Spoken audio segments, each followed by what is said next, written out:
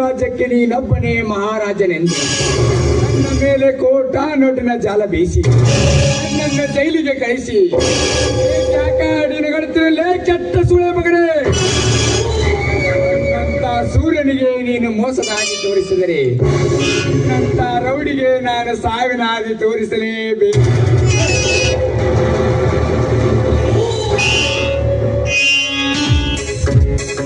ಬಂಡಗೌಡ, ಮಾಡಿದ ಅನ್ಯಾಯದ ಒಂದೊಂದು ಪುಟಗಳನ್ನು ಸ್ಮರಿಸಿ ಹೇಳುತ್ತಿದೆ ನನ್ನ ಮೈಯಲ್ಲಿರುವ ಆಕ್ರೋಶ.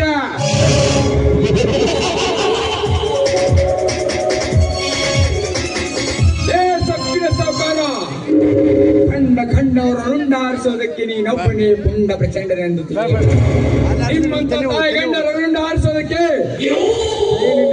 ಕೆಟ್ಟು ಬಂದಿದೆ ಈ ಕರ್ನಾಟಕದ ಗಂಡುಗಲಿ.